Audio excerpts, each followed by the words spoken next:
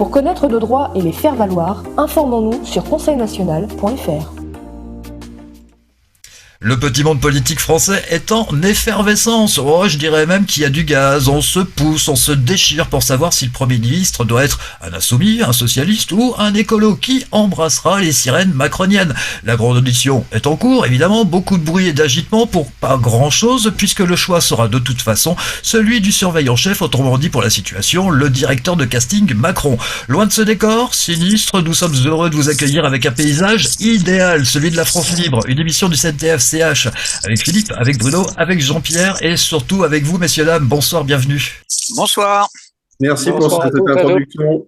Oui, merci pour cette introduction au rapport avec les élections encore. Alors effectivement, nous, on est le CNTF-CH, on n'est pas du tout favorable à tout le personnel politique tel que nous le connaissons depuis plusieurs républiques, n'est-ce pas, en France et ou ailleurs. On est favorable à d'autres solutions, et en particulier celle de la démocratie, qui est un art de vivre et non pas une réunion de partis politiques qui choisissent à notre place. Mais néanmoins, il faut bien tenir compte des réalités, et donc Monsieur Mélenchon se trouve à la tête du NFP, Nouveau Front Populaire, si je ne m'abuse, et qui a le plus grand nombre, tout simplement, de députés suite à cette élection législative. Donc, il faut tenir compte des réalités, et donc il a tous les moyens, et apparemment, il est prêt à les faire valoir. Il va pas les lâcher pour tenir tête, pour le moins tenir tête à Monsieur Macron si Monsieur Macron n'est pas d'accord, et créer les conditions d'une rébellion si jamais Monsieur Macron insistait. Donc là, on a deux mâles dominants dans la même cour, et ça risque de frotter un peu les bois à un moment donné, quoi. Voilà. Là, c'est juste et puis simplement aussi dire à ceux qui ont un petit peu de sous dans ce beau pays, que ça va être, à mon sens, et je suis pas tout seul à le dire, la chasse à la fiscalité, c'est-à-dire qu'il va y avoir un rehaussement de la fiscalité pour ceux qui sont de la classe moyenne, et ça va être compliqué encore plus pour tout le monde. Voilà. Et donc, comme dit le chanteur Georges Brassens, que j'aime à citer, ou en tout cas à chanter, chacun sa bonbonne et courage, comme on dit quand on vient de quitter le navire qui vient de couler. Voilà, donc ça c'est pour l'introduction. Et puis ce que je voulais aussi également parler d'un rapport qui nous vient des États-Unis d'Amérique, qui vient d'une revue qui s'appelle Micro-organisme. Excusez-moi, je me relisais pas. Micro-organisme, une revue américaine, qui dit qu'il y a statistiquement, après étude, une 37% d'augmentation de diminution, pardonnez-moi, 37% de diminution de l'espérance de vie suite à la vax. Voilà, en comparant ceux qui ont été vaccinés avec ceux qui ne l'ont pas été, évidemment. Alors on est encore dans des choses polémiques, et on se demande qui a tort, qui a raison. Enfin, on se le demande plus vraiment au sein du CNTF-CH. On a carrément choisi non pas notre camp, mais on a choisi notre méthode de réflexion. Voilà, c'est ce qui est autre chose. Et par rapport à ça, on a tout à fait confiance dans les chiffres qui nous sont avancés par des revues sérieuses, comme celle-ci par exemple. Voilà. Et puis on prévoit que M. Trump, toujours dans le cadre de la pharmacologie mondiale, eh bien, s'il est élu, il a promis dans son programme, bien sûr, de faire quoi? Tout simplement de s'attaquer à Big Pharma. Là, c'est un gros morceau. Il y a déjà les juges qui s'y sont attaqués pour plusieurs dizaines, je crois, de milliards de dommages et intérêts historiquement, hein, donc depuis un certain temps. Donc ces gens de Big Pharma ont déjà payé des peines, et maintenant il est question peut-être de passer à un autre type de sanction, parce que eux payent leurs impôts et ils ne fraudent pas le fisc, contrairement à Al Capone qui a eu le mauvais goût de le faire et qui est tombé à cause de ça. Donc il va falloir trouver une astuce pour que ces gens tombent à cause d'autre chose. On compte sur Monsieur Trump là-dessus. Voilà ce que je voulais dire. Alors Philippe, je voulais rajouter à ce que tu dis une certaine opinion que j'ai, qui n'est pas tout à fait d'accord avec la tienne, sur le fait d'avoir peur de l'application des programmes politiques proposés par Mélenchon et les autres, parce que il y a deux gros problèmes qui font que ces programmes ne seront jamais appliqués. Premier problème, c'est qu'effectivement, aucun n'a la majorité, et que malgré les cris et les gesticulations, le seul qui va décider, évidemment, comme toujours, c'est Macron. Et la deuxième chose, c'est qu'aucun de ces programmes ne donne des solutions pour le principal. Le principal, c'est quoi? C'est comment on crée la richesse qui va permettre de payer toutes les mesures qu'il propose. Parce que là-dessus, c'est le grand silence. C'est le grand silence. Et donc, à partir du moment où on a un pays avec une dette de 3 300 milliards, je ne vois pas comment on peut ils vont trouver les sous pour pouvoir financer toutes ces mesures, quel que soit leur programme. On est dans un blocage total et la seule solution pour sortir de ce blocage total, vous avez deviné, c'est le programme et la structure mise en place et proposée et préparée par le Conseil national de transition français, canal historique. Tu as parlé de richesse, Bruno, et tout à l'heure Philippe a parlé d'Al Capone. Je vais faire un petit résumé des deux. Vous savez que à ce moment-là, Al Capone était à la tête du syndicat du lait. Pour vendre plus de lait, il a inventé la date de péremption. C'est quand même pas mal, hein. Il a créé de la richesse. Oui, on va regarder l'actualité en images et on se retrouve juste après. Les parents qui vous écoutent, et je suis parent, doivent se dire, au fond, on avait déjà des enfants qui étaient abrutis par la télévision, abrutis par les jeux vidéo. Et vous nous annoncez un monde où ils vont rester devant leur écran, au fond, pour tout faire, et y compris pour surfer, pour zapper d'une idée à une autre, d'un sujet à un autre. Quelle génération d'enfants on va créer ? Je crois que ce sera une génération qui sera incroyablement curieuse, qui comprendra que lorsqu'on lit un article, on peut l'approfondir pour parvenir à la vérité. On peut demander facilement à ses amis, « Tu es d'accord avec ce qui est écrit dans cet article ?» Ce sera donc une génération qui prendra ça pour acquis et le valorisera au maximum. Et l'imaginaire, la création ? Ça, c'est un aspect très important. Il ne s'agit pas simplement de voir l'information générée par d'autres personnes. Pour la première fois, le courrier électronique peut intéresser les jeunes. Ils ont le droit de l'utiliser. Et donc, cela permettra d'améliorer leur capacité, compétence d'écriture. Le piège de l'informatique est de rester 24 sur 24 devant l'écran. Oui, Jean-Pierre. Oui, tout à fait. Bonjour à chacun et à chacune et à tous.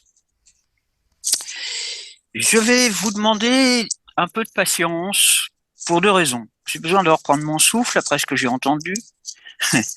Et deuxième raison, plus je veux être précis, plus j'ai besoin de ralentir. Et j'aime la précision. J'ai entendu la voix de ce monsieur qui était, à mon sens, je l'ai entendu en suraigu, c'est-à-dire qu'il n'avait pas de fondamental. Et tous les musiciens savent ce que c'est qu'une fondamentale. C'est la vibration la plus grave d'une note. Après, il y a les harmoniques qui donnent le timbre à cette note. Donc, le timbre d'un violon n'est pas le même que le timbre d'une guitare. Et lui, j'ai pas entendu sa fondamentale. Donc, ça compte pas, si je peux dire. La fondamentale, c'est le corps. Le soin au corps, à soi et au corps de l'autre aussi. Voilà ce qui m'a le plus choqué, c'est de ne pas entendre la fondamentale d'un être vivant qui est censé avoir un corps. D'où l'utilité de ralentir, c'est que nous passons dans nos fondamentaux. Je voudrais aborder le mot accord. L'accord pour les guitaristes, c'est un ensemble de notes extrêmement précis qui fait vibrer certaines émotions. Et je reviens sur le mot ralentir.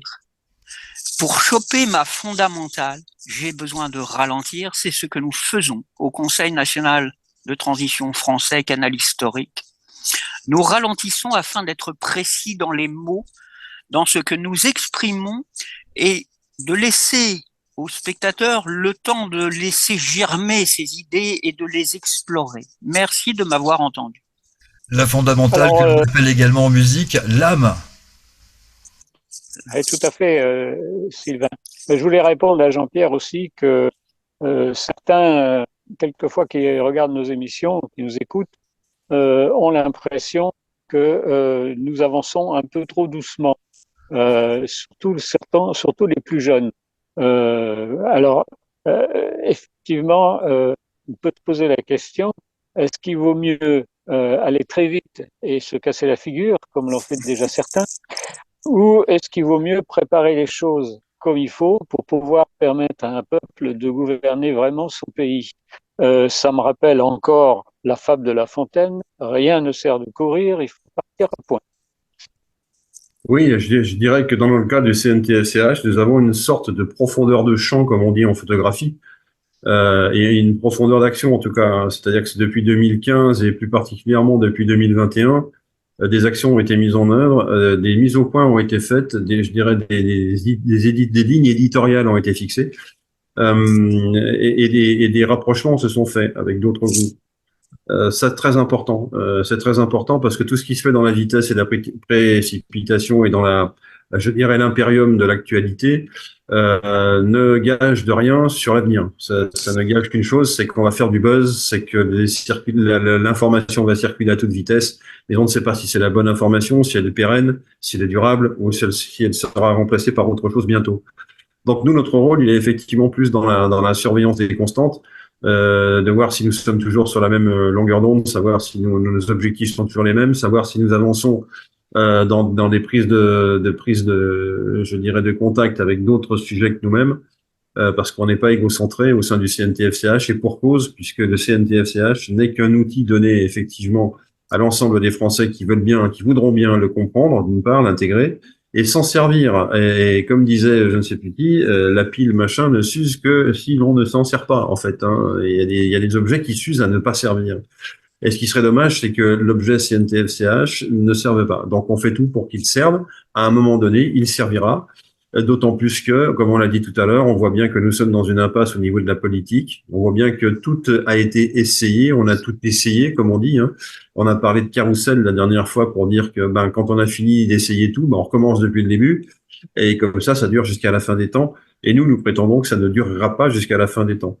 Donc il faut bien une alternative. Et nous faisons partie de l'alternative. Je dirais même à y regarder de près, il n'y en a pas d'autre que de changer cette technologie, je dirais, cette technologie spirituelle ou intellectuelle qui consiste à passer par des représentants politiques, en la remplaçant par une ingénierie intellectuelle aussi, mais qui s'appelle de la vraie démocratie ou la démocratie tout court qu'on a souvent évoquée, qui consiste à oublier la représentation et pour faire en sorte que le peuple se gouverne lui-même, on sait comment, de quelle façon, et on y reviendra prochainement parce que c'est toujours important de rappeler comment on voit les choses. Voilà ce que je veux dire. Oui, attends, je termine juste sur Bill Gates. Bill Gates ne nous a pas précisé une chose dans son interview, c'est qu'il met ses enfants dans des écoles traditionnelles avec des gommes et des crayons. Il n'y a pas d'écran chez eux. Voilà. Les grands esprits se rencontrent, Philippe, parce que c'est exactement ce que j'allais dire. Je voulais justement reparler de Bill Gates en disant qu'il a évoqué les aspects positifs de la révolution informatique, mais il a évité de parler, alors qu'il devait sûrement le savoir, des aspects négatifs qui sont l'abrutissement d'une certaine population qui passe son temps sur les téléphones portables, sur TikTok et autres, à regarder des vidéos débiles et des pubs complètement folles. Et ça, c'est malheureusement quelque chose qui est voulu par l'oligarchie. Alors qu'effectivement, on peut s'instruire. Un jeune qui a l'outil Internet entre les mains peut s'instruire d'une manière très intelligente à condition qu'on lui dise de le faire, à condition qu'on lui explique comment il peut le faire et à condition qu'on lui apprenne à faire le tri entre des images complètement folles, complètement débiles et même dangereuses dans certains cas et la vraie information qui permet vraiment de s'instruire. Et ça, c'est malheureusement ce qui n'est pas développé par les gens qui essayent, qui tentent de nous gouverner, en essayant surtout de se gouverner eux-mêmes et de nous abrutir. Merci Bruno. Juste avant d'attaquer le sujet du jour, nous allons avoir l'honneur d'écouter Jean-Pierre. Oui, alors j'ai tout oublié en une seconde. Je vous demande encore 3 secondes pour atterrir en moi-même. Ça prouve que nous sommes en direct. Oui, je rappelle, les ténèbres sont plurielles. Beaucoup d'informations à la fois créent des ténèbres. Traiter lentement, précisément une information crée de la lumière. Merci d'avoir entendu. Alors le sujet du jour, Covid, confinement, guerre, élection de Macron, on peut dire qu'aujourd'hui nous allons vers la fin de la peur. Absolument, la fin de la peur, parce que la peur c'est ce qui nous est jeté à la figure comme de l'acide et qui nous ronge, ça nous ronge aussi comme de l'acide et c'est un outil particulièrement efficace en ce moment pour mettre tout simplement les populations soit en panique, soit en rang serré, je veux voir qu'une tête, comme on dit à l'armée, hein. Et c'est un peu ce qui se passe, malheureusement, de toute manière. Alors, c'est un retour naturel, hein, lorsqu'un gouvernement vous dit, bah, attention, il va y avoir un réchauffement climatique. Et attention, il va y avoir la sécheresse. Et qu'on répond, mais attendez, je comprends pas. Regardez, la sécheresse, et les nappes phréatiques sont pleines. On a eu un hiver plein d'eau. Ah oui, mais attention, parce que maintenant, les nappes phréatiques sont pleines d'eau qui est polluée. Ah mince, elle est polluée, dis donc. Qu'est-ce je sais pas où ils vont tout chercher, mais ils trouvent des solutions pour qu'on reste sous la pression de la peur. Hein. C'est très important. Pareil pour le réchauffisme. Réchauffisme, on nous dit que c'est pas parce qu'il y a de la glace plus que d'habitude que la planète ne se réchauffe pas. Ben voyons. Alors après, les manières de justifier tout ça sont parfois comiques. Peut-être quelquefois vrai d'ailleurs. Hein. Il ne faut pas non plus se dire que la température sur la Terre évolue de façon iso sur toute la planète. Il y a des endroits qui se réchauffent, il y a des endroits qui se refroidissent, c'est tout à fait possible. Néanmoins, affirmer les choses comme elles nous sont affirmées en disant que ça va être une catastrophe, qu'on va tous mourir parce qu'on va tous mourir de chaud, c'est quelque chose de scandaleusement antipolitique, c'est-à-dire qu'il n'est pas bienveillant vis-à-vis du peuple que ces messieurs dames sont censés protéger. Et c'est pas bienveillant du tout de mettre les gens en panique avec des arguments qui ne sont pas vérifiés. Sauf si on veut mettre les gens en panique. Et c'est exactement ce qui se passe. Donc la peur, elle vient de là, elle vient de tout. On nous promet aussi un débarquement des extraterrestres. Alors attention, mesdames et messieurs, on nous promet dans le ciel du mois d'août des choses si abracadabrantesques qu'elles risquent de faire tomber les mâchoires de tout le monde, de nous faire grand peur. Alors sachez que ce seront des artefacts humains en fait. Hein. C'est pas du tout les extraterrestres. Hein. Il faut mieux le savoir. Comme ça, on sera moins surpris. Alors, je suis désolé, je spoil, comme on dit en français, n'est-ce pas maintenant? C'est-à-dire, je dévoile le poteau rose pour dire si jamais il se passe des choses en août, vous verrez, ce sont des choses humaines et non pas extraterrestres. Voilà. En tout cas, c'est ce qui se dit sur les milieux autorisés, comme disaient certaines personnes. Voilà, donc la peur, elle est utilisée, elle nous manipule, elle est utilisée pour nous manipuler, nous faire avancer, faire ce qu'on veut, enfin ce que ces messieurs dames veulent. Hein, et voilà. Donc, alors comment est-ce qu'on peut s'en débarrasser? Bah, déjà en faisant l'analyse que nous venons de faire auprès de toutes les peurs qui sont agitées régulièrement, dont la liste n'est pas exhaustive. Et puis créer soi-même, devenir soi-même non plus un complotiste, mais un vériplotiste, c'est-à-dire quelqu'un qui s'acharne à trouver la vérité. Alors le néologisme est amusant. Il n'est pas de moi, hein, je l'ai déjà entendu sur la toile, comme on dit, et j'ai trouvé ça plutôt amusant, de créer notre propre vocabulaire, ce qui est déjà une bonne chose, ne jamais laisser le vocabulaire la création de notre vocabulaire à l'adversaire. Et deuxièmement, il est joyeux et il parle de vérité, quoi. Et la vérité va nous sauver du mensonge et de la peur. Voilà. Donc, on va continuer à chercher la vérité. Oui, tout à fait, Philippe et Jean-Pierre et Sylvain. De toute façon, ceux qui doivent avoir peur actuellement, la peur change de camp. Ça fait déjà plusieurs fois qu'on le dit. Ceux qui doivent avoir peur en ce moment, c'est ceux qui ont essayé de faire peur à la population. Parce que la foule, la population, un peuple entier représente une intelligence collective. Un peuple entier ne réagit pas comme un individu. Et il y a une certaine intelligence collective. Et donc, quand on a des millions de cerveaux qui sont conscients de ce qui se passe et qui ont en face d'eux une toute petite caste, pour ne pas dire une toute petite secte, de gens qui ne pensent qu'à leur propre intérêt et qui cherchent à réduire le monde en esclavage, bien les peuples en prennent conscience, quoi qu'il arrive. Quoi qu'on fasse, quand on essaye, notamment dans un système dictatorial, de laver le cerveau de la population, quand on essaye de faire fonctionner la propagande, il suffit de regarder dans l'histoire comment on finit toutes les dictatures. Malgré la propagande, malgré toutes les actions de désinformation, comme disait je ne sais plus qui, on peut tromper quelqu'un longtemps, mais par contre, on ne peut pas tromper tout le monde tout le temps. Et donc, on arrive toujours à la fin d'un système. Et là, on est en train d'assister à la fin d'un système, surtout et notamment en France, mais pas seulement. Dans le monde entier, il se passe beaucoup de choses qui font que on va vers quelque chose de nouveau. Et quand on parle d'une crise, quand il y a une crise, souvent les gens, pour eux, c'est négatif. Mais on s'aperçoit toujours que les plus grandes découvertes, les plus grandes avancées dans la civilisation sont toujours sorties après les crises. Donc, il n'y a absolument aucune raison d'avoir peur. on arrive toujours à s'en sortir. Alors quelquefois, malheureusement, il y a du dégât, ça c'est triste, mais au niveau de la civilisation, on arrive toujours à franchir un pas après une crise. Donc c'est une des raisons pour lesquelles il ne faut pas avoir peur. Et de toute façon, les peuples arrivent toujours à avoir gain de cause, quoi qu'il arrive, même si ça prend du temps, des fois, mais on y arrive toujours. Et pour ne plus avoir peur, il faut savoir se désintoxiquer des médias qui opèrent cette manipulation, car lorsque l'on a peur, eh bien, on est plus facilement manipulable.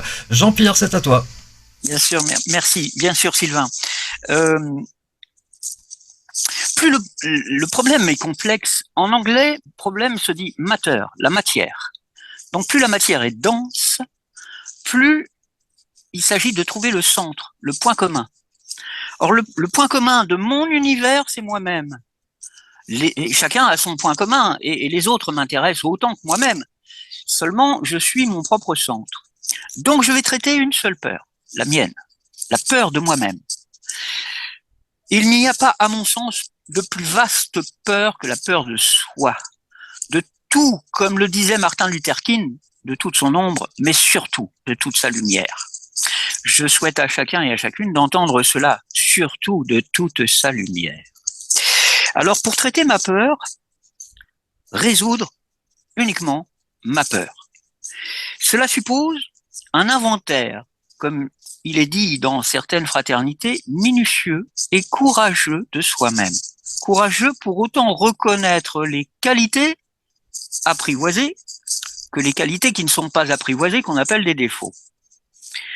Inventaire courageux et minutieux de soi-même, une chose à la fois. Voilà qui résout la peur de moi-même et donc toutes les peurs. Merci d'avoir entendu. Oui, moi je rebondirais en disant que tant qu'il y a de la vie, il y a de l'espoir. Pourquoi il ne faut pas avoir peur? Parce que tant que nous sommes vivants, c'est que nous avons gagné. Évidemment, quand on aura perdu, notre conscience sera évaporée et ça sera un autre débat. Pour l'instant, nous ne sommes pas, et donc c'est au détriment de ceux qui veulent nous perdre et qui, pour l'instant, eux, prennent peur. Comme le disait justement tout à l'heure Bruno, la peur, je dirais qu'elle changera de camp très rapidement et elle a déjà changé de camp. Les négociations sont en cours entre à très haut niveau au-dessus des nuages, n'est-ce pas, dont nous ne sommes pas forcément tenus au courant, évidemment. Et puis surtout, si c'est au niveau national, qu'est-ce qui va advenir de ce petit confetti sur la carte du monde qu'on appelle la France, qui a quand même quelque chose à dire au monde depuis historiquement et puis même encore aujourd'hui. Que va-t-il advenir de ce microcosme? Eh bien, c'est à nous de dire on veut ça, on veut ce produit-là, on veut que ça arrive comme ça. Une des plus belles images du cinéma que moi j'ai vécu, c'est quand j'étais adolescent, un peu plus qu'adolescent, et lorsque je suis allé voir le film E.T. Et à un moment donné, dans le film E.T., vous vous souvenez tous que les jeunes gens qui ont 14, 12, 13, 14, 15 ans en vélo s'échappent et cherchent à protéger E.T. Ils ont caché sur un panier de vélo et ils s'en vont à travers la ville. Et puis à un moment donné, ils sont coincés, quoi. Il n'y a plus moyen d'avancer. Et ça donne lieu à l'un des plus beaux plans du cinéma mondial, où on voit ces vélos qui décollent de la terre comme des ballons en quelque sorte, et qui traverse la lumière de la lune et qui est pleine ce soir-là. Et donc c'est une des plus belles images, à la fois parce que le plan est magnifique et à la fois parce que ça veut dire quoi? Ça veut dire quand on croit que tout est perdu, il y a en nous des ressources qui nous permettent de passer l'obstacle. Et ça c'est quelque chose que j'ai retenu pour dire voilà ce qu'on peut faire, ce que les humains vont faire, ce que les humains vont être, même si en l'occurrence c'est un petit extraterrestre qui pilote tout ce petit monde, mais parce qu'on est toujours l'extraterrestre de quelqu'un d'autre à un moment donné, et qu'à un moment donné, on va savoir aussi bien nous, les gens du CNTFCH que d'autres, transmettre à tous les autres, qui y ont droit, hein, à toutes les méthodes et les façons de s'élever à la manière des vélos de la scène en question, pour franchir un obstacle ou s'élever soi-même, tout simplement. Voilà, donc on tient bon, on y croit toujours. Les bruits de bottes, les bruits de guerre qui sont en fait des faux bruits pour nous faire peur. Alors sur le terrain, ils sont réels, hein, il n'y a pas de doute là-dessus. Par contre, je suis pas en train de dire qu'il se passe rien en Ukraine, mais disons qu'il n'est pas question d'envoyer des troupes, quoi. Et ça ne se fera pas. Voilà, pour les raisons qu'on a évoquées déjà, hein. Donc effectivement, il y a des contre-puissances, il y a des contre-pouvoirs qui se mettent en place. On en a quelquefois les échos sur Internet, mais qui croire à 100%, on peut pas croire quelqu'un à 100% parce que cette personne peut être manipulée elle-même. Elle peut être évidemment de mauvaises intentions, elle peut être envoyée par la cabale, elle peut être envoyée par un tas de gens pour nous donner des informations qui ne seraient pas justes. Donc, tout ce que nous sommes condamnés avec des guillemets, à faire, c'est wait and see, comme on dit en anglais, attendre pour voir. Et ça, c'est la sagesse, et c'est pour ça qu'on n'est pas une petite bande de jeunes sur cet écran, comme on nous l'a peut-être reproché quelquefois. On nous a trouvé un peu âgés, ma foi, c'est vrai, nous sommes un petit peu âgés. Ça veut dire que nous avons de l'expérience, et que je sache, la sagesse au temps de la Grèce antique n'était pas tenue par des petits bambins, hein. C'était des anciens avec des barbes fournies. Donc elle vient avec l'âge, et modestement, nous avons la prétention de participer à faire évoluer la sagesse aussi dans toutes nos réflexions. Voilà. Ouais. Alors, je voudrais rajouter à ce que tu dis, Philippe, que tous ceux qui nous ont entendus aujourd'hui, certains peuvent dire oui, mais tout ça, c'est du blabla, du blabla. Qu'est-ce qui se passe au niveau concret pour changer le système? Je voudrais rappeler qu'au niveau du Conseil national de transition français Canal historique, certains pourraient nous dire, un peu comme disait Pierre Vassiliou dans sa chanson, qui c'est celui-là, complètement gaga, etc. Eh bien non, parce que nous avons des actions. Il y a des actions qui se font. Il n'y a pas que nos émissions. Des actions se font. Et justement, on s'adresse souvent à des membres de l'oligarchie pour leur dire, ou à des gens qui travaillent pour l'oligarchie, pour leur dire, vous n'avez pas à avoir peur parce que le droit est là. Le droit existe. Et à partir du moment où vous respectez le droit, vous pouvez changer votre action. Et c'est ce que nous faisons quand nous envoyons des mises en demeure à un certain nombre de personnes qui sont des oligarques ou des gens qui travaillent pour eux. On leur explique que le droit est là. Le droit existe et qu'il faut respecter le droit et qu'à partir du moment où le droit est respecté, tout change. Voilà ce que je voulais dire pour terminer, Philippe, par rapport à ce que tu viens de dire. Très bien, nous allons écouter Jean-Pierre juste avant la fin de l'émission. Merci.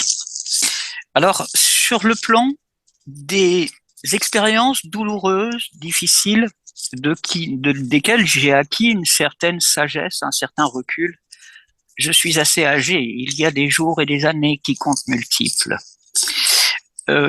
Sur le plan de mon être profond, je viens de naître à l'émotion que je ressens. Je suis heureux d'être parmi vous. Merci. Ah, moi, je me sens totalement intemporel, hein. Moi, je balance entre deux âges et en même temps, j'ai pour vous un message. Ouais, quand j'étais petit et qu'on essayait de m'intimider, je disais même pas peur. Et je vais le réutiliser aujourd'hui en 2024. Même pas peur. Au contraire, confiance en l'avenir grâce au CNT, Conseil national de transition français, Canal historique. Merci Philippe, merci Bruno, merci Jean-Pierre, merci à vous qui nous regardez. Prochain rendez-vous juste avant le week-end. En attendant, excellente soirée.